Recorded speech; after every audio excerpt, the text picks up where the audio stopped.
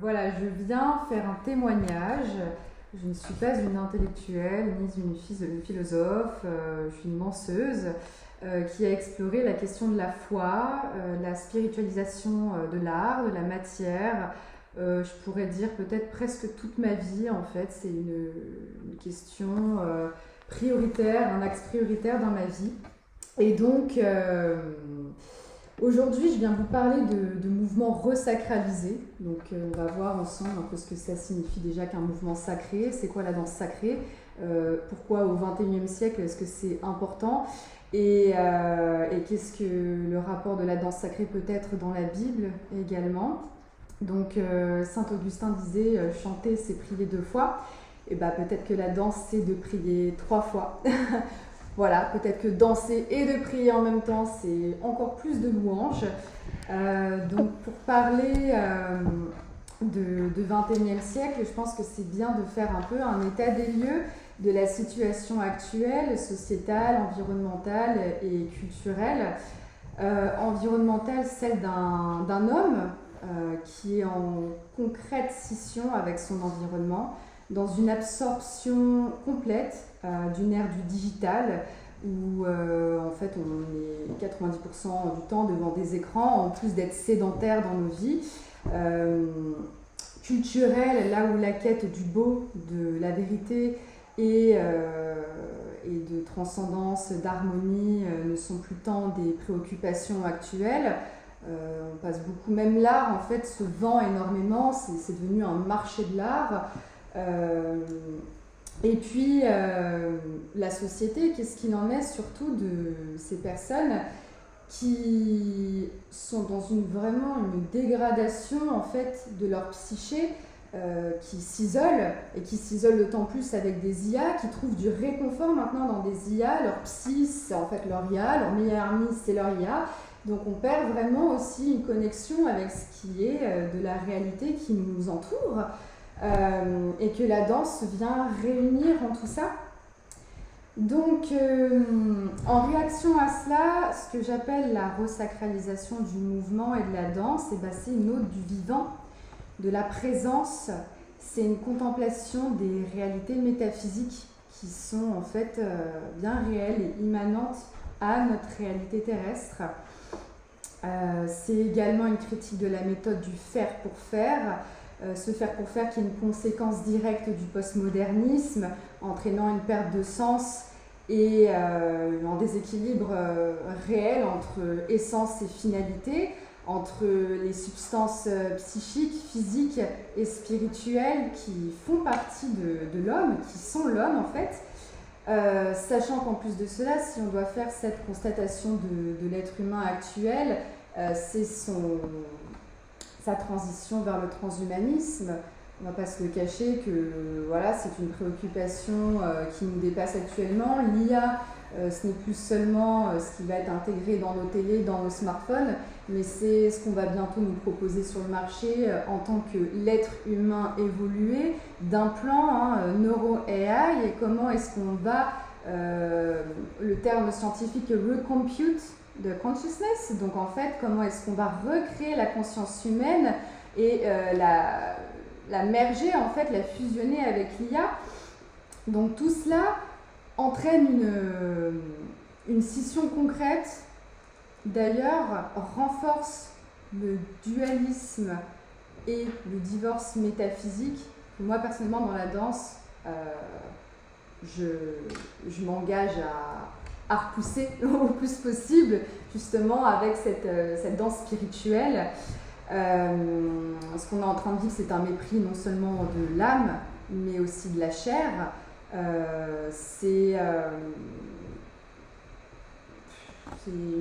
Ça nous distancie de l'optimisation réelle de ce qu'est l'être humain, et même on perd la direction de notre vie et la destinée, l'appel en fait que l'homme a dans sa vie, c'est de suivre Dieu et d'entendre cet appel pressant de Dieu à nous guider. Donc, nous avons la responsabilité, on a le libre arbitre, on a été vraiment créé en tant qu'être libre à prendre la décision justement de faire une pause peut-être et d'aller chercher ce silence intérieur, cette présence, cette humilité de la chute en nous-mêmes et non pas celle de l'autocomplaisance, celle d'un être humain autosuffisant qui se nourrit lui-même de sa propre technologie, de sa propre religion relativiste.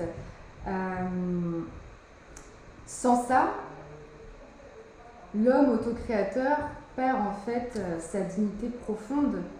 Sa dignité profonde, elle se voit déspiritualisée, c'est-à-dire sans ce spiritus, sans cette âme qui vient vitaliser justement l'être, et sa souveraineté spirituelle lui est volée par l'usurpateur qui nous fait penser qu'on obtient d'autant plus de liberté en choisissant ce type de mécanisme-là. Donc la danse, et donc la danse spirituelle, elle s'engage dans un militantisme profond et existentiel pour le beau, la vérité, l'harmonie, le désir d'alliance et de co-création avec Dieu. C'est ce qui rend l'homme, je pense, humble, contemplatif et réellement libre et responsable.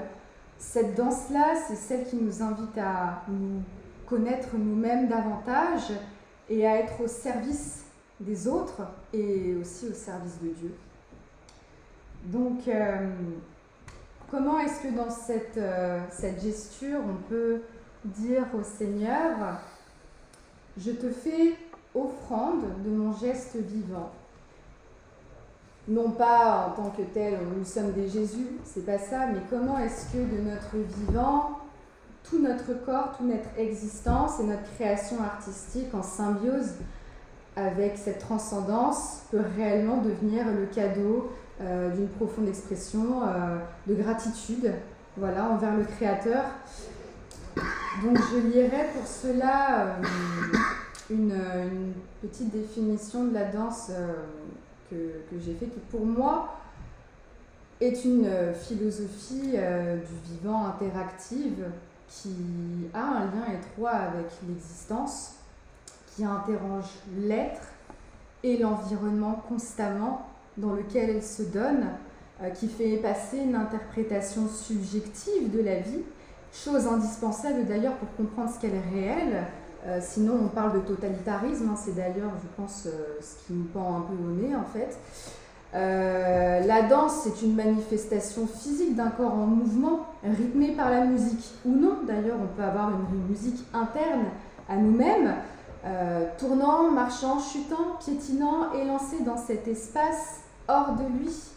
Le corps est inéluctablement ramené à sa condition d'être fini, bien qu'il se joue de la gravité, pendant que celle-ci l'assaille au sol alors que son esprit s'envole. Entre discipline, maîtrise de soi, lâcher prise et prise de risque, la danse est cette métaphore de la vie qui communique universellement par la dextérité d'un langage qui unit l'humanité par une compréhension plus profonde de ses potentialités réelles. C'est un outil d'expression qui, depuis la nuit des temps, s'est affûté, codifié, diversifié, perfectionné jusqu'à une quête de l'excellence. Et d'ailleurs, cette quête de l'excellence-là, elle a bien souvent méprisé elle-même les facultés originelles et donc qui a nécessité, dans bien des cas, l'essence. Qu'est-ce qui est l'essence de cette technique, de l'art, de la danse ? Donc les connaissances acquises lors des mouvements répétitifs dans nos actions, en fait, provoquent de façon symptomatique un déséquilibre entre essence et finalité, et une scission, encore une fois, concrète entre l'homme et son environnement, où il n'y a plus de porosité, il y a une perméabilité qui se crée, et donc on s'absorbe soi-même, en fait, de façon très égocentrée.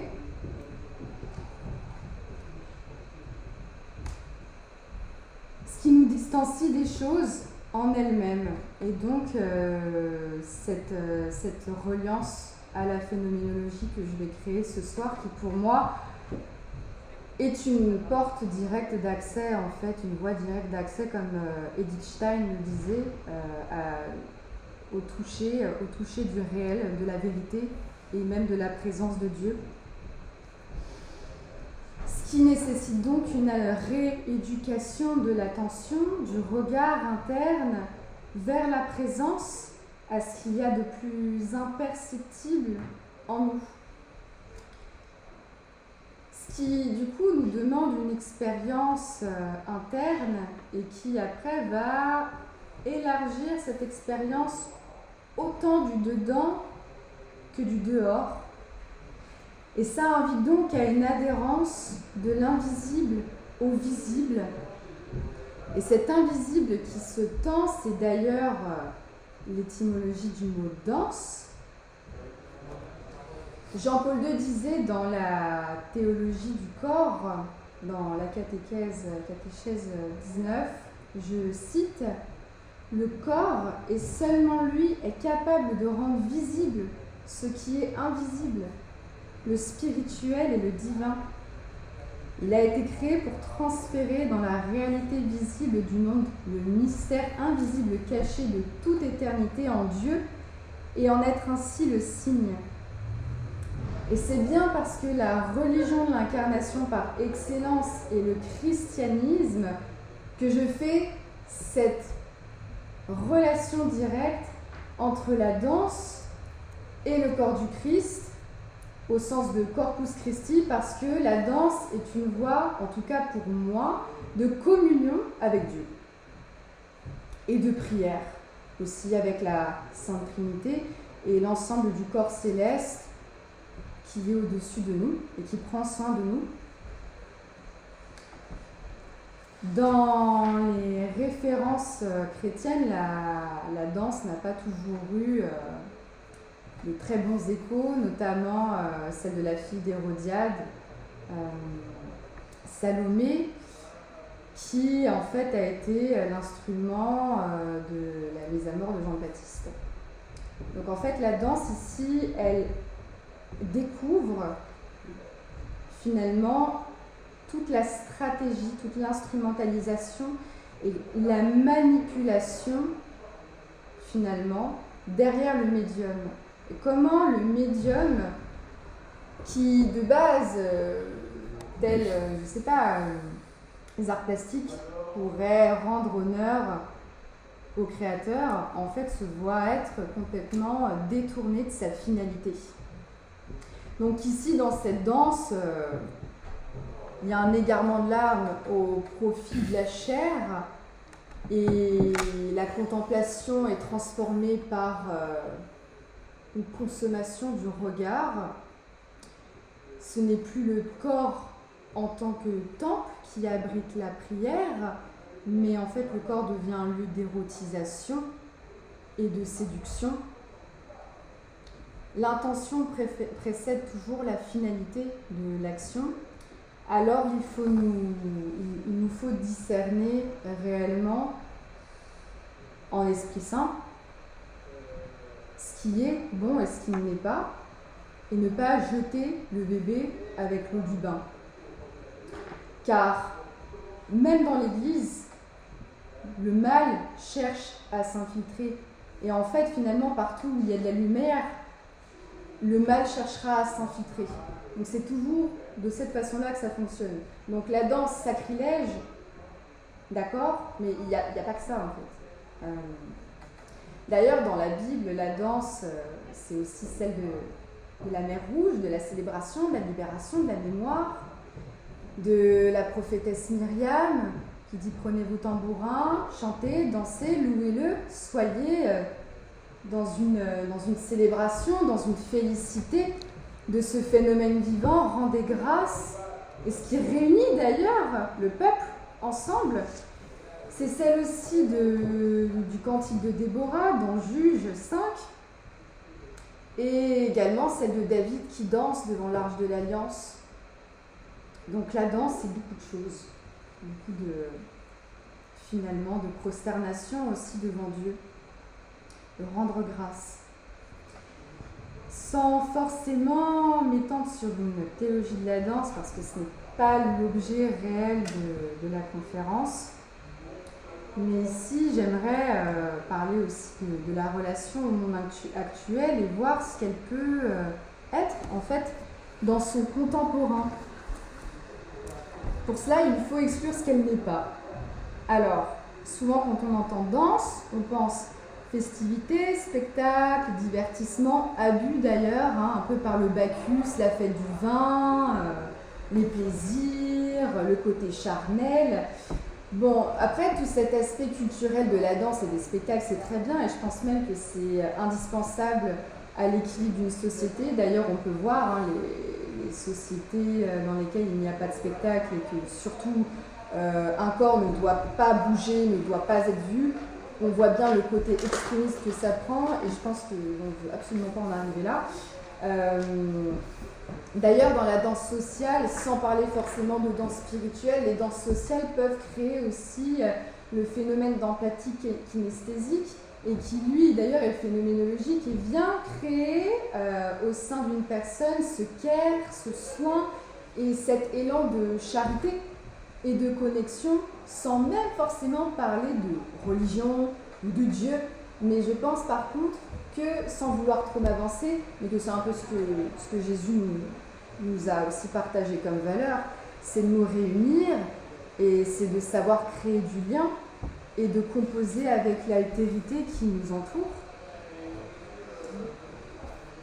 Donc, personnellement, j'en suis arrivée là parce que dans mes études et dans ma carrière, j'ai dû exécuter des formes pendant des heures, devant un miroir, à scruter les moindres défauts et la similitude de mon geste avec celui d'un autre corps par une mimésis exacte.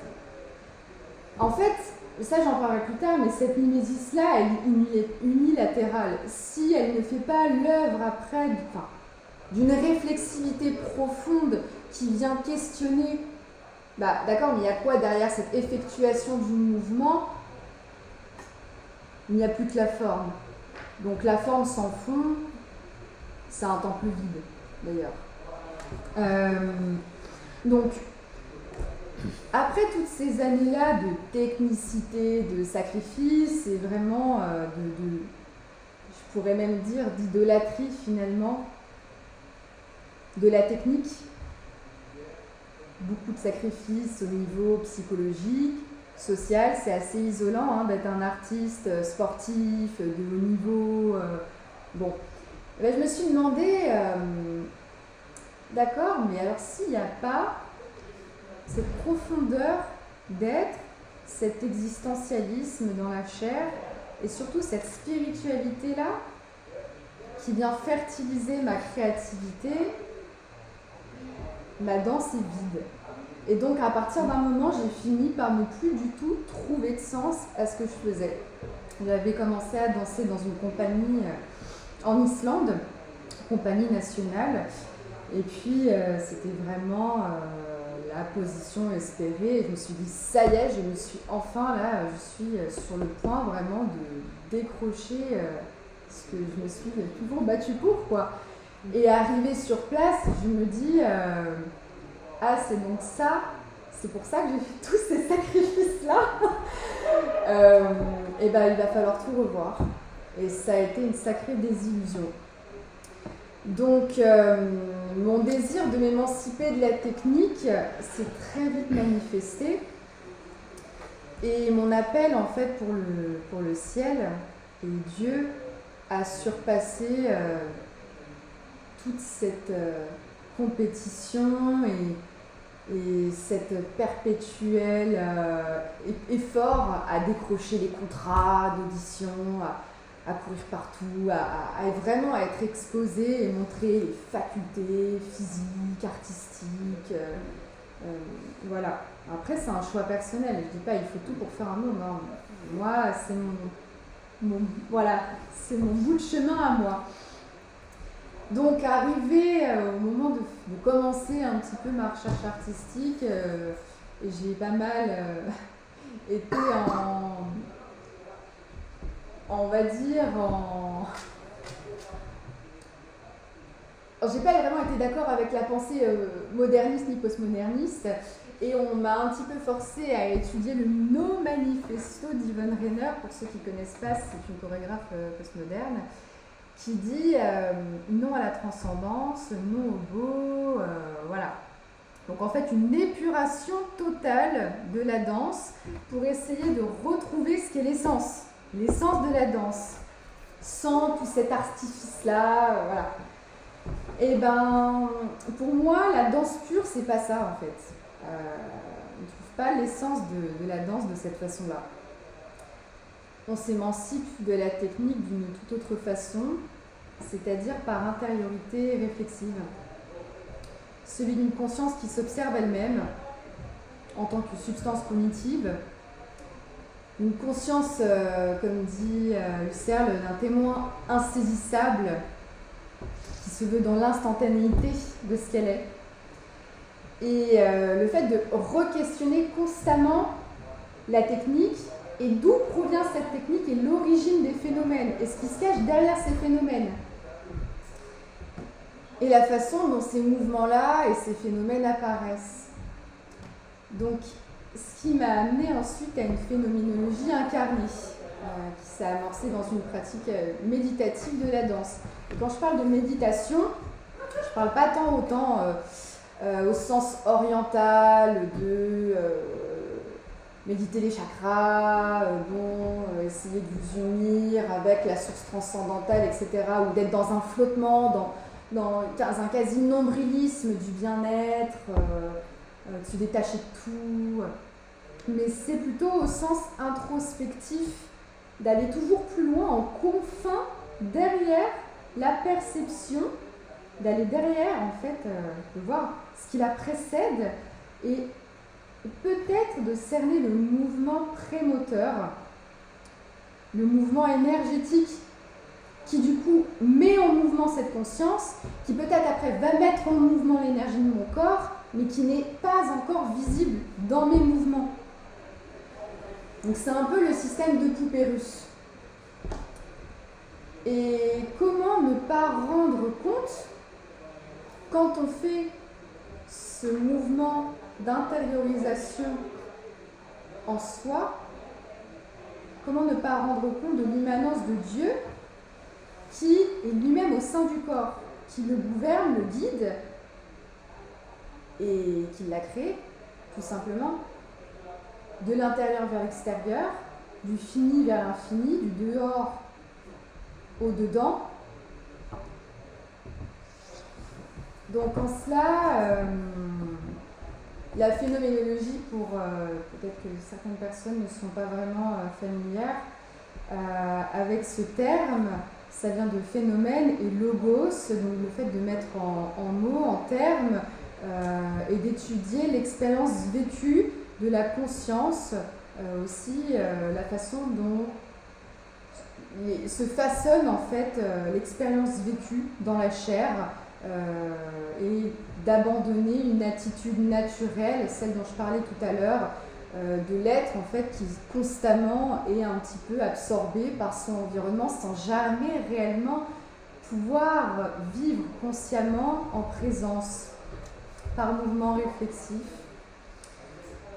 Donc la phénoménologie incarnée, c'est celle de réactualiser le regard intérieur par une suspension du jugement, et d'ailleurs la méditation nous permet cela. Elle nous permet d'être dans un détachement de ce qu'on pensait être, une mise entre parenthèses, des certitudes. Et je trouve qu'il y a une très belle analogie à l'allégorie de la caverne de Platon.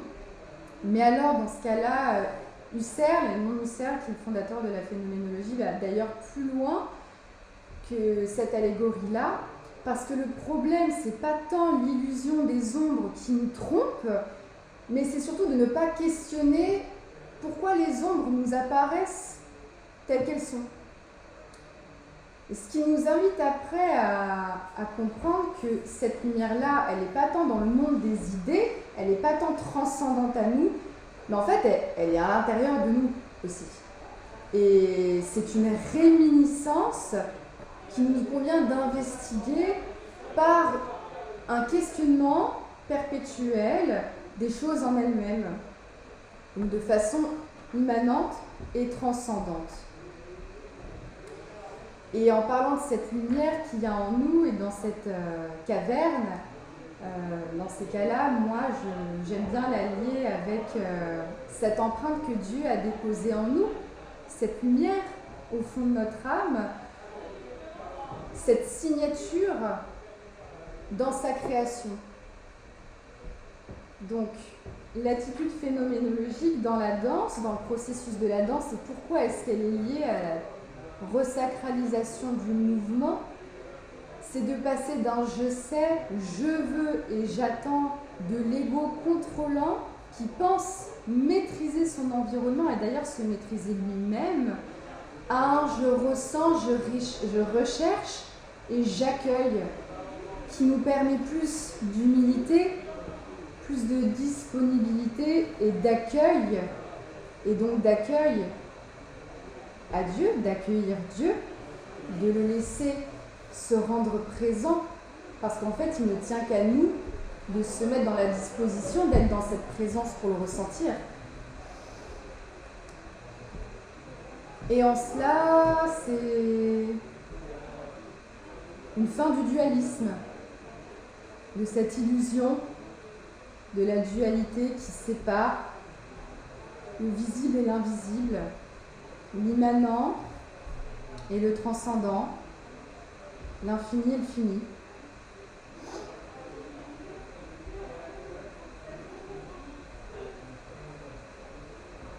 Quand on pense à la conscience, finalement, elle agit de façon très unifiée avec le somatique. Donc ce champ unifié de la somapsyché, c'est une vision interconnectée du monde où le vide n'est pas vide, d'ailleurs.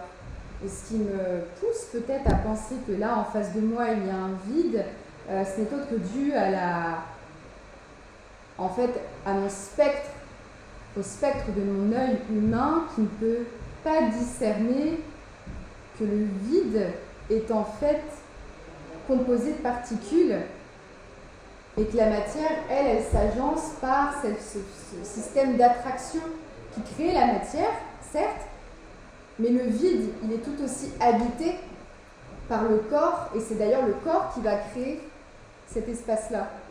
Donc le vide n'est pas vide. Donc cette rééducation du regard, et donc de l'œil humain, c'est l'œil interne qui lui peut voir d'une autre façon. Cette conscience-là qui devient attention, puis intention et effectuation. Donc par la phénoménologie de la danse, on dépasse les apparences du mouvement pour aller à une quête de son essence.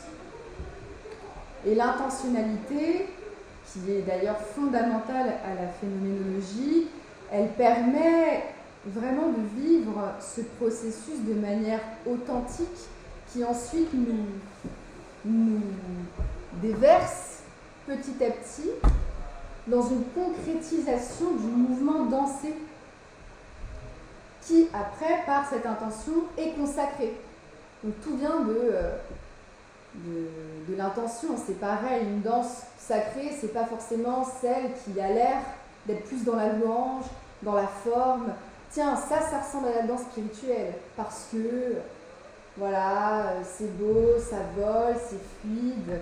Peut-être qu'une danse spirituelle, c'est celle d'une profondeur du chaos aussi, c'est celle de l'humilité de la croix.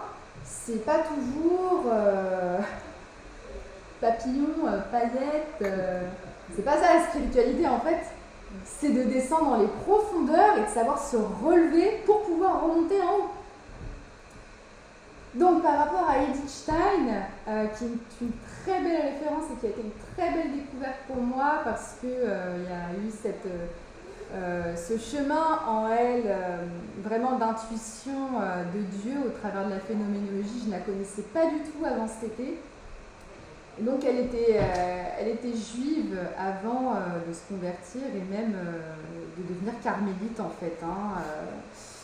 Elle était élève puis assistante du CERL et petit à petit elle a commencé vraiment à voir cette présence divine, cette puissance aussi du mystère et de la présence de Dieu ineffable, mystérieuse mais bien présente. Donc elle a cherché, suite à de nombreuses expériences mystiques, à essayer d'expliquer comment est-ce que tout cela arrive dans la matière et comment est-ce qu'il peut y avoir une relation transcendante et comment est-ce que peut-être la phénoménologie peut expliquer tout cela. Donc elle a unifié la phénoménologie à la métaphysique chrétienne et elle a beaucoup développé une théologie de la phénoménologie, de l'expérience intérieure et transcendante de la foi, qui du coup nous rappelle à ce Dieu qui se fait dans son immanence, toujours ici et maintenant. Une opportunité de le ressentir maintenant, qui en fait n'est absolument pas déconnecté de l'idée qu'on s'en fait. Il est loin dans le ciel, il nous observe, il n'y a pas de relation. D'ailleurs, on dit Jésus, bientôt il reviendra, bientôt, moi je pense qu'il est déjà de retour en fait un petit peu, bon pas au sens où on l'attend, Apocalypse, en quoique, mais l'ère des révélations tout de même. Mais il y a quand même, moi j'ai été baptisée en 2024, donc je suis très récente quand même dans la foi chrétienne. On a été plus de 7000 baptisés adultes, c'est énorme. Et l'an dernier, plus de 10 000. Donc en fait, ça ne cesse d'augmenter chaque année.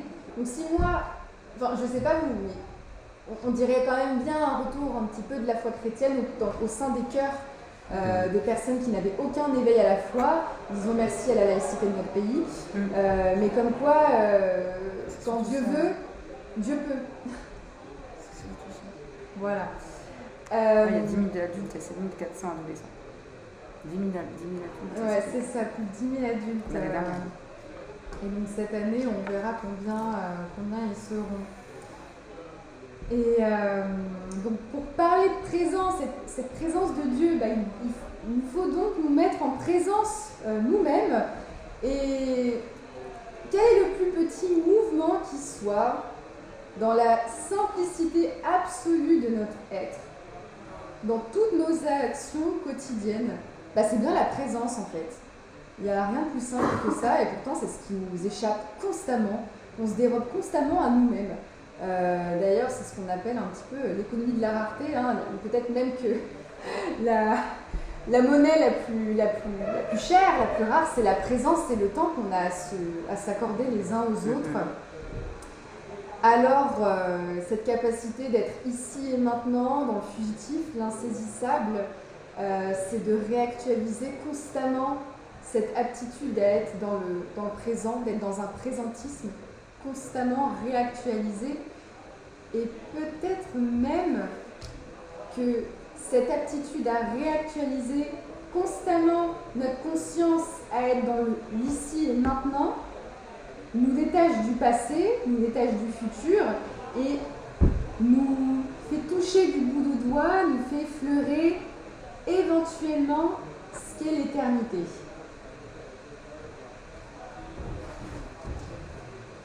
Car au moment où je prononce ces mots,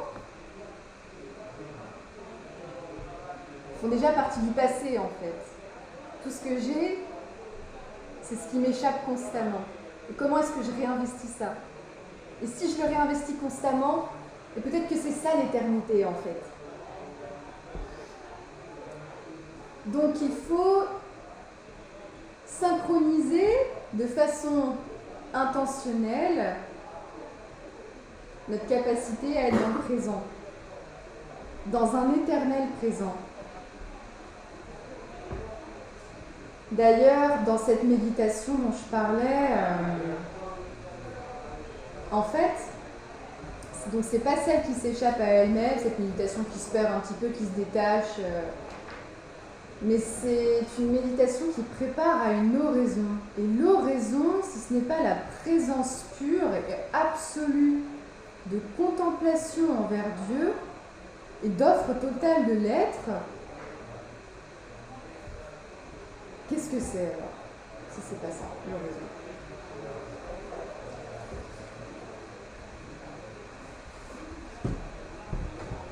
Car la plupart du temps, on n'existe pas réellement, on s'échappe constamment à nous-mêmes et on ne fait que survivre. Donc il nous faut apprendre à vivre. Et la dignité de l'homme, et c'est peut-être celle-là aussi, enfin, c'est des questions que je me pose personnellement. Surtout dans une ère de l'IA où il y a une vision dualiste déjà qui se renforce davantage avec l'intégration de l'homme dans une autre dimension, celle du digital. Donc en fait, on n'a même pas encore compris la profondeur en tant qu'être humain de la spiritualité qui fait partie de nous, qu'on est déjà en train de projeter notre existence dans une autre dimension.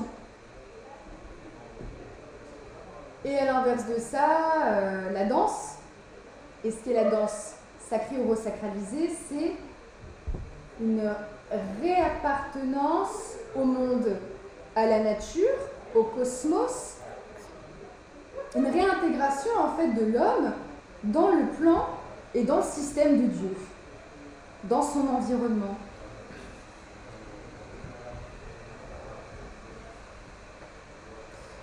Donc, pour parler de culture, de divertissement, de consommation visuelle, tout ce que les spectacles nous poussent à expérimenter, bien souvent, en fait, c'est une transaction d'énergie. L'artiste, il offre son travail, il est mis sous le feu des projecteurs. Il y a une transaction horizontale qui s'effectue. Est-ce qu'il y a une transaction verticale? Est-ce que cette transaction horizontale, elle ne serait pas sublimée justement par une transaction verticale? Non pas, encore une fois, que l'art, dans la culture, au sens de mondain, n'est pas indispensable ou quoi, hein. Mais peut-être que la danse sacrée, c'est pas très intéressant ou important pour beaucoup de personnes, mais en fait, elle vient aussi rééquilibrer dans sa verticalité cette horizontalité, dans une croix, finalement.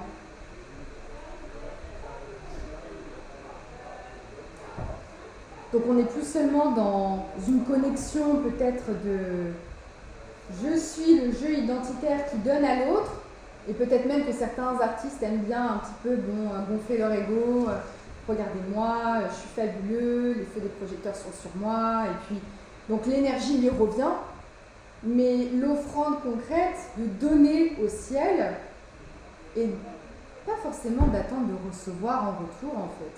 Peut-être que les choses sont un peu plus équilibrées de cette façon-là. Donc, pour dire est-ce que l'art spirituel vaut plus que l'art profane, je pense qu'elle vient équilibrer finalement un petit peu le monde artistique dans lequel nous baignons constamment. Et d'ailleurs, l'art et l'œuvre d'art n'est jamais parfaite.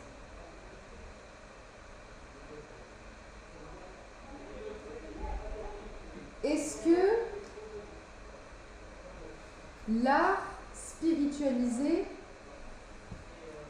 est offert par pure bonté, sans rien attendre en retour, peut éventuellement être transfiguré? Est-ce que son imperfection peut, elle, être transfigurée? Est-ce que son péché peut être transfiguré? Quand je parle de péché, je parle de nous en tant qu'humains. Est-ce que du coup, Cette art-là peut s'élever à une dimension plus élevée que ce qu'elle prétend être, sans le vouloir, par son ego, par sa propre volonté.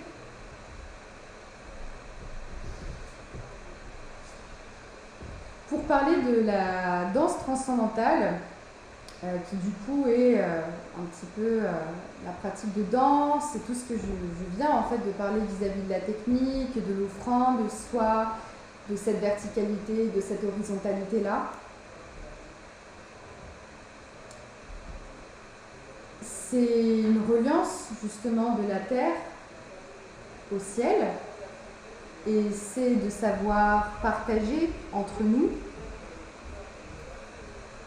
du mouvement, du lien, dans un exercice de l'humilité, de la chute avant l'ascension dans cette verticalité, car il n'y a pas d'ascension sans abaissement, et car on a besoin de nous abaisser avant de nous élever. C'est d'ailleurs par notre incarnation humaine qu'on accomplit le phénomène de l'existence depuis son naissance jusqu'à sa transcendance. C'est en ça en fait que je parle beaucoup de danse transcendantale finalement. C'est pas le corps qui se projette en dehors de lui-même pour essayer d'aller viser les réalités métaphysiques et surtout encore moins de tomber dans un ego spirituel en disant ça y est, c'est de la danse prophétique, parce que je ne critique pas, hein, chacun son domaine, mais c'est pas de la danse prophétique non plus. Donc cette danse-là, elle offre une possibilité d'expérimenter et de comprendre le monde, et elle est une manière d'habiter le monde, en fait. D'aller au-delà de la technique de la danse. Et cette technique-là, qui d'ailleurs, dont je parlais précédemment, que moi, dans mon propre parcours professionnel, je voulais transcender, mais comment est-ce qu'il faut épurer et tout retirer? Comment est-ce qu'on veut se perfectionner inlassablement? Est-ce qu'on est des machines? Est-ce qu'on doit être dans une autocomplaisance? Ou bien est-ce qu'il faut passer de cette techné au sens grec, la techné, qui n'est pas suffisante à l'art, mais donc on sait que l'art, on a besoin de la technique pour être dans la concrétisation de l'œuvre, etc. Mais on va pas passer dans le tripaliard de travail et souffre. Ce serait plutôt d'ailleurs avec la danse spiritualisée un ora et labora de Saint Benoît, de danser et de prier, donc de travailler et de prier en même temps, et en reliant ça avec la conscience. C'est que la conscience, elle est liée aux neurones, et les neurones sont partout dans le corps, c'est bien dans le cœur que dans l'estomac, et dans d'autres parties du corps. Donc il nous faut penser avec tout le corps entier, et non pas seulement travailler plus dur, un peu à la méthode, je sais pas, chinoise, vraiment apprendre sa partition par cœur et exercer le plus possible. Et qu'est-ce qui vit à l'intérieur de cette technique-là, en fait? Donc, le soin en éternité, en fait, par la méditation de la finitude de l'homme et surtout de l'immortalité de l'âme, dans le sens, c'est son appel, c'est l'appel de sa chair, c'est d'être dans la résurrection, et donc elle va passer un palier avec ça, et son âme à être appelée à un au-delà. Donc il y a une pratique qui s'appelle la petite mort, qui remonte à l'Antiquité gréco-latine, qui en fait rend présent ce qui n'est pas encore sur le point de se produire, on l'espère, mais donc cette mort, qu'est-ce qu'il en deviendra de la chair Et comment est-ce que cette mort, à l'inverse d'être morbide, peut devenir une revitalisation du vivant et une pulsion existentielle pour saisir ce que le corps est dans son instantanéité de son phénomène vivant, et donc toucher à son phénomène en fait. Donc en cela, se détacher et se décentrer du récit autobiographique qu'on se fait de soi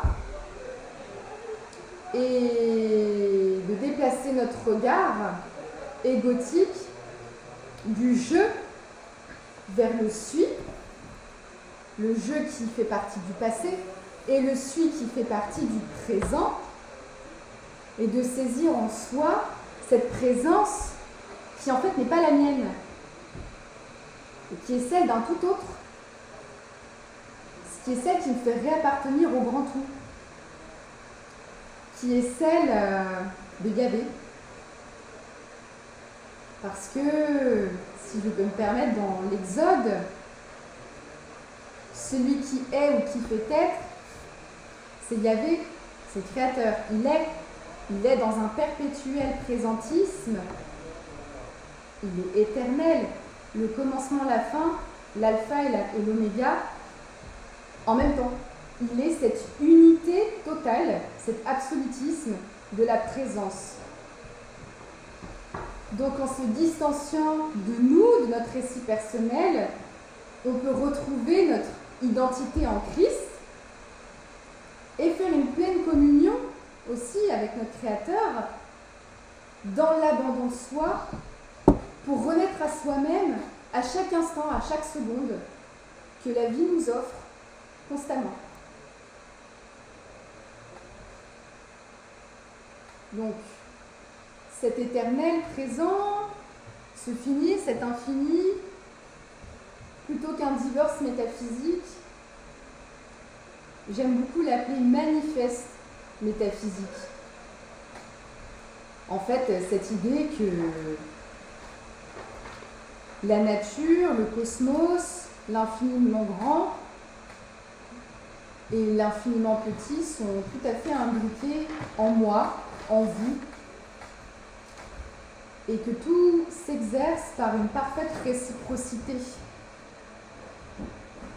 Mais le fait est qu'on n'est pas naturellement, dans notre attitude naturelle, nous ne sommes pas capables de nous rendre compte de cela. Donc c'est pour ça qu'il faudrait nous exercer à l'exercice phénoménologique,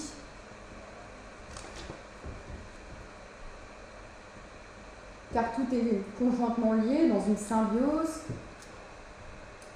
et nous sommes responsables de rendre réelle cette harmonie-là qui en fait fait déjà partie de notre présent, de notre monde,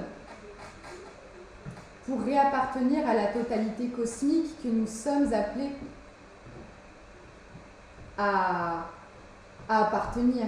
Ce vide, comme on le pense, de la chair qui, lors de sa mort, va disparaître dans le néant, et puis ça y est, ça devient de la poussière. En fait, même là, est-ce que finalement ce néant-là, ce serait pas plutôt la réappartenance au grand tout, du chaos qui fait naître la matière? Et donc que rien n'est de manière linéaire, que tout est de manière circulaire, réciproque. Et pour parler de circulation et donc de ce mouvement spiralé, d'éternel recommencement et de présence, et enfin, comment est-ce que tout cela se met en mouvement? Parce que par les théories, c'est bien, mais ça aide vraiment d'aller dans les confins de qu'est-ce qui se passe et pourquoi. Je vous dis que ça, c'est ma danse sacrée. Bah d'accord, mais c'est moi qui sacralise mon mouvement. Mais d'accord, mais qu'est-ce que c'est que ça en fait? Qu'est-ce que ça veut dire? Bah théoriquement, voilà, ça se fait de cette manière, mais donc en mouvement, cette spirale, et donc quand je parlais de signature de Dieu, cette signature divine, elle est, si je puis me permettre, présente dans une harmonie, dans une proportion divine de tout ce qui nous entoure, Et c'est la suite de Fibonacci. Qui est présente aussi bien dans la nature, dans l'hélice de notre ADN, dans la forme du fœtus, dans la forme de la galaxie, dans la circonférence du tournesol. Et donc cette spirale-là, qui a inspiré tant de musiciens à créer des chefs-d'œuvre, et aussi, par exemple, la naissance de Vénus de Botticelli ou la Joconde de Vinci, ils ont tous ce point en commun, cette proportion divine. Donc dans les mouvements, je suis pas là avec mon compas et mon équerre. Hein. Je suis pas en train de mesurer la circonférence de mes mouvements. Mais il y a quelque chose de l'ordre de la spatialité qui fait que mon corps qui investit l'espace, il n'investit pas de façon, encore une fois, à me projeter en dehors de moi-même. Mais cet investissement de la présence, de façon circulaire, spiralée dans l'espace, qui ensuite vient rejoindre l'espace de mon corps, et donc cet espace du corps-là, comme Rudolf Laban l'a théorisé, s'appelle la kinésphère. La kinésphère, c'est l'espace qui est directement disponible depuis mes membres, et donc finalement tout mon espace vital en fait.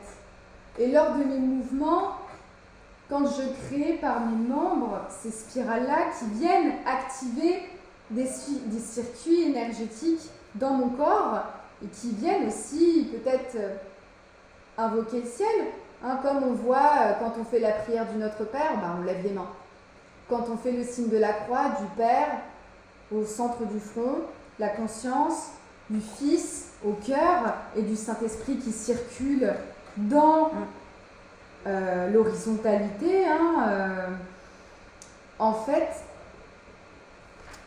cette spirale-là, elle est habitée aussi bien dans cet espace directement accessible à mon corps, mais elle est également à l'intérieur de mes tissus, de mes os, ces spirales que je vais créer dans mon corps. Et aussi, on remonte encore plus loin, cette spirale de ma conscience, comme on l'a vu tout à l'heure, avec cette méditation qui va toujours plus loin, derrière la conscience qui s'observe. Mais alors, du coup, si je m'observe en train d'observer le fait que je suis en train de penser, mais qu'est-ce qui pense derrière moi? Qu'est-ce qui fait que ça apparaît comme ça? Qu'est-ce que le mouvement prémoteur? Et comment est-ce que, même peut-être ce mouvement prémoteur, il apparaît? Et donc à l'intérieur du corps, et ce mouvement en éternel recommencement, c'est aussi celui du souffle, qui est notre premier geste d'union avec le monde. Et rappelons-le, le souffle, spiritus, du Père qui a soufflé dans les narines et qui nous donne vie. De mon premier souffle jusqu'à mon dernier, de cette intériorité de l'air qui m'anime, et en même temps, mon intériorité qui fait une communion avec l'extériorité de ce qui m'entoure, puisque cet air-là, en dehors de moi, je le respire. Donc en fait, je respire le monde. Le monde me traverse, et je traverse le monde. Et ma présence,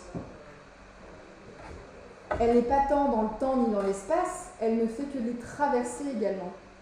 Comme quand mon corps qui danse traverse la pièce ou l'église. Et pareil avec cette musicalité à l'intérieur, je ne parlerai pas de musique aujourd'hui, mais du cœur, le premier rythme qui se met en route, d'ailleurs c'est le premier organe, ce tambour, ce rythme, et qui cessera lorsque nous passerons sous un autre plan. Ensuite, ce mouvement-là, c'est la chute et l'ascension dans la danse, dans ma pratique personnelle, et pour parler beaucoup de pratiques contemporaines, parce que je suis danseuse contemporaine, il y a beaucoup de pratiques de ce qu'on appelle le floor work, Donc comment est-ce qu'on coopère avec la gravité? Comment est-ce que mon corps va se jeter au sol, mais de façon tout à fait incarnée, assumée, et finalement pas subie? Et donc, cette chute-là, qu'elle soit au sol ou à l'intérieur de moi, elle doit être faite en pleine responsabilité. Car quotidiennement, l'équilibre de mon corps est soumis à la verticalité, en fait. Quand je marche, j'effectue les prémices d'une chute que mon pied vient rattraper, sans lequel je tombe. Et donc, mon axe est en constante négociation. Et telle est l'existence, d'ailleurs. Mon existence est en constante négociation avec le reste. Donc il nous faut assumer pleinement la responsabilité quant à nous relever de nos chutes, de nos trébuchements, et aussi bien sur un point de vue spirituel qu'existentiel, que les petites fautes qu'on va faire dans la vie quotidienne.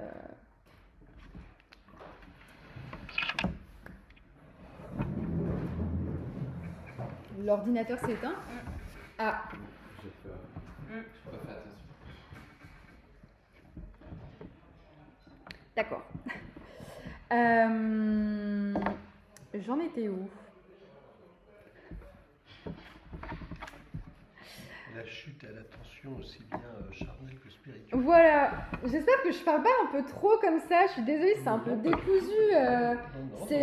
En fait, c'est ma première conférence aussi longue, hein, je dois le dire. Donc c'est un peu mon baptême de conférence ce soir. Donc, mais bon, si ça fait sens, des fois j'ai l'impression de partir un peu trop dans mon arborescence, voilà. Mais tout ça pour parler d'un point de vue existentiel, cette chute-là en moi ou dans l'espace, en fait, elle est aussi bien reliée d'un point de vue existentiel, spirituel ou dans la danse. Donc ce qui me semblait être un échec devient en fait le moteur d'une pleine possession de l'existence et donc de souveraineté. Donc la pratique de la gravité assumée et donc celle de ma finitude humaine que je suis capable de parfaitement incarner, elle est une métaphore libératrice et résiliente. Et c'est en ça d'ailleurs que je parle de ma pratique aussi un peu comme une pratique thérapeutique. C'est que quand on commence aussi à mêler cet aspect d'introspection et de existentiel, etc., et comment on se positionne dans la vie, on ne peut pas parler de la vie sans parler de nos difficultés en fait, hein, et de comment on se relève. Donc la chute, elle précède la rédemption dans tous les cas, l'ascension, la transfiguration et la résurrection, on l'espère, la possibilité du salut. Et c'est en incarnant pleinement notre finitude que l'on s'allège, et pas autrement. Pour continuer d'ailleurs avec cette mise en pratique de la prière en mouvement, donc comme on l'a vu, il faut se mettre en présence de Dieu, il faut savoir se rendre présent à lui, l'accueillir. Et ça requiert de transcender un tumulte mental qui entrave notre capacité à nous harmoniser avec ce qui est, pour reparler de « je suis », de l'être en fait, hein, et non de l'apparaître. Bon, pour pas citer le Dasein, Heidegger et tout ça, c'est pas du tout le thème, mais dans tous les cas, ça nous demande un effort intentionnel en fait, à développer notre aptitude contemplative, disponible, réceptive et intuitive. Et donc l'intuition, si elle ne s'exerce pas dans le présent, et donc si d'être intuitif, c'est d'être pas entièrement donné dans le présent, qu'est-ce que c'est, si ce n'est pas ça? Donc, pour reparler aussi, comme on l'a vu, de l'inspiration, des mouvements de la liturgie, c'est vrai que dans beaucoup de messes, j'ai été prise d'une envie de me mouvoir, de bouger, vraiment, parce que, bon, chez moi, ça s'exprime comme ça, hein, c'est par le corps, d'autres ça va être par la voix, d'autres ça va être par le pictural. Eh ben, c'est vrai qu'on peut voir, on se frappe par exemple le cœur 3 fois dans la messe, qui fait référence à ce jaillissement de l'eau vive et du sang de Jésus, cette vision de Sainte Faustine. On a également le fait de se mettre face terre, qui symbolise l'abandon total de soi en Christ. Et aussi on parlait de cette désidentification, de cette mise à distance de ce qu'on est, de ce qu'on pense être, parce que le pire c'est qu'on pense se connaître soi-même, mais en fait on ne se connaît pas puisqu'on s'échappe à soi-même constamment.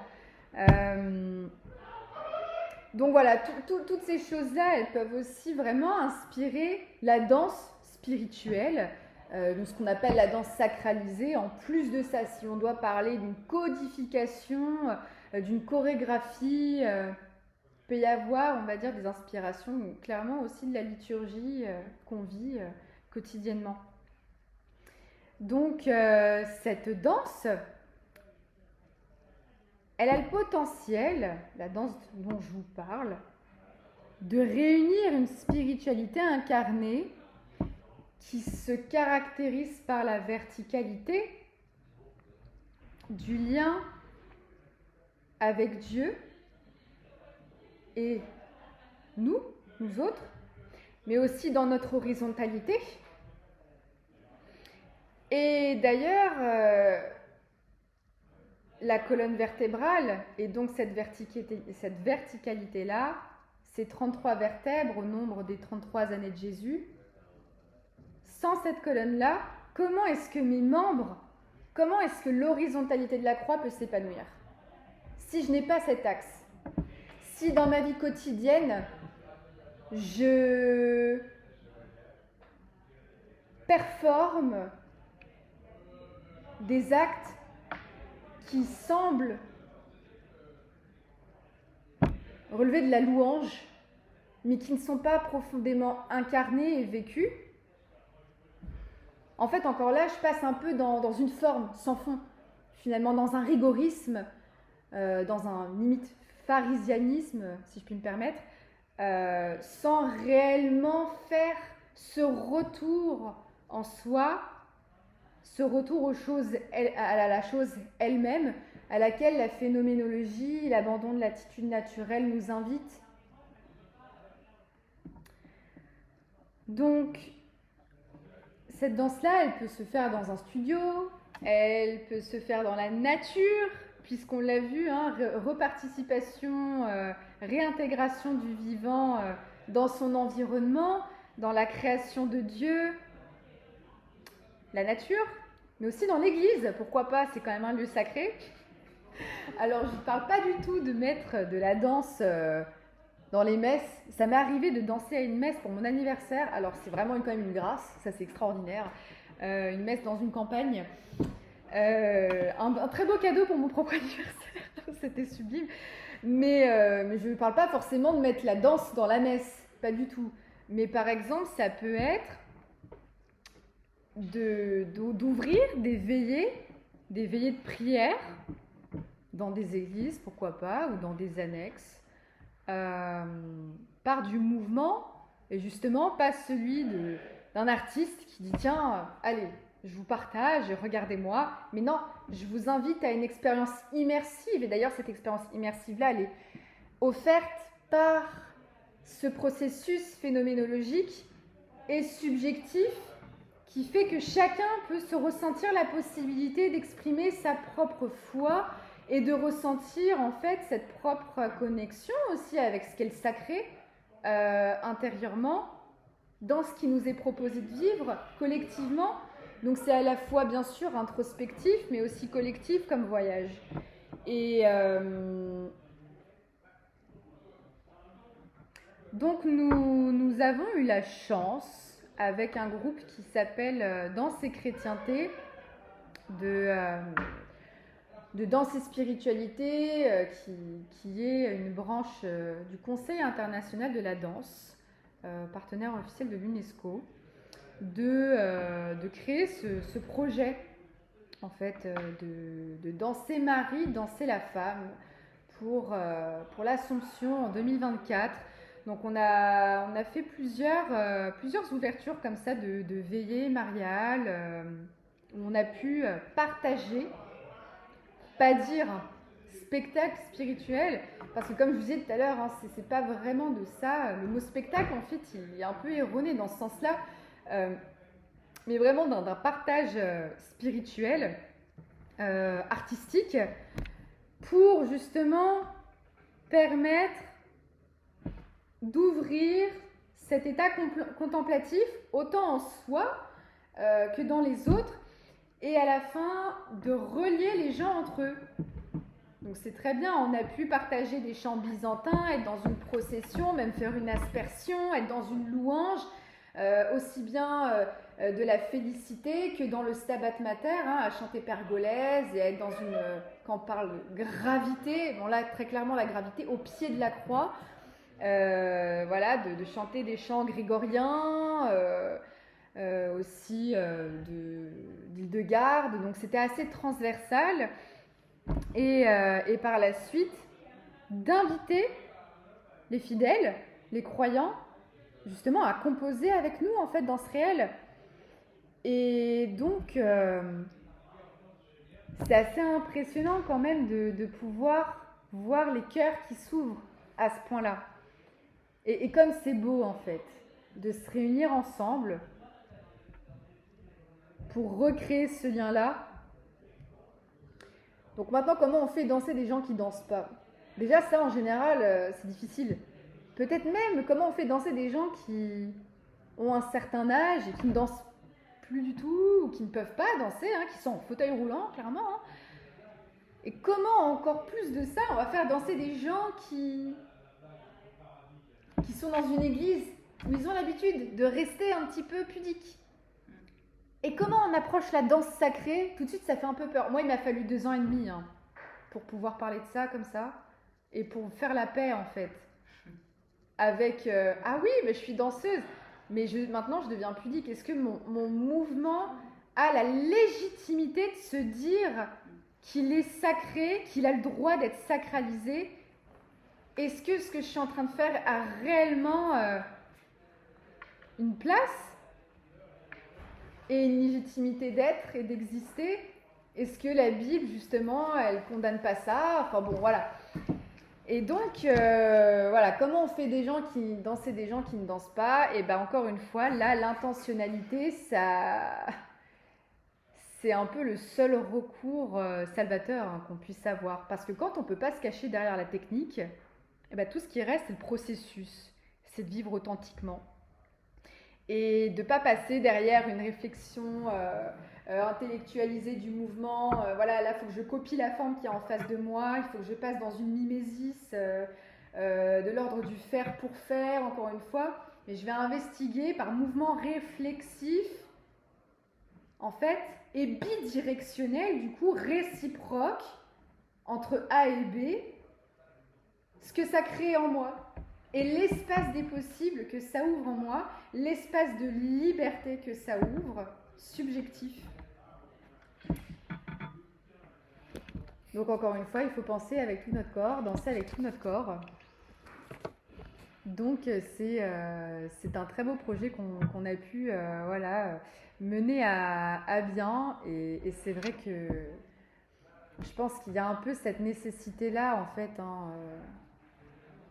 dans notre monde actuel, où on est quand même, on se sédentarise de plus en plus, on est déconnecté du réel, on est derrière nos écrans, les gens s'isolent, sont dépressifs.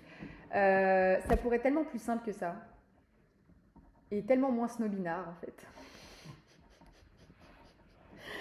Donc pour conclure, le processus de réduction phénoménologique, il ouvre à une expérience immersive, authentique, subjective, et redonne de la souveraineté au vécu.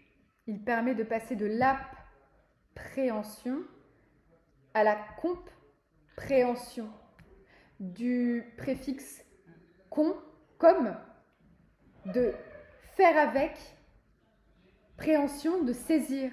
Donc vraiment de s'unir en fait aussi. Donc on passe du monologue dansé au dialogue interne en explorant les profondeurs de la présence et de la signifiance du mouvement. Par conséquent, d'être un danseur priant, c'est d'abord de faire l'enquête de nous-mêmes, c'est d'être notre propre sujet d'enquête, mais pas par nombrilisme et par ego en fait, mais d'aller enquêter quelle est ma relation avec Dieu, ma disponibilité, ma réceptivité, mon aptitude à le recevoir, à me mettre en présence, et donc détourner en fait de moi. Donc la danse sacrée, à l'inverse de la danse profane, comme on l'a vu, elle s'incline, elle fait une révérence pour le divin, elle se prosterne. C'est une réponse à l'appel de l'âme. Et en fait, cette âme, elle est elle-même appelée par Dieu. Donc on passe du divorce métaphysique au manifeste métaphysique, à la réappartenance du grand tout, à la réimbrication de l'homme dans son environnement. Tout ce que je disais au début, d'un point de vue culturel, de la beauté, de la vérité, de ce désir d'alliance, de co-création avec Dieu, de porosité avec le monde, de se laisser traverser. Et bien la danse, elle vient donner une réponse à tout ça comme un outil, comme peut-être une chance de vivre ça et de ne pas se couper du monde et des autres.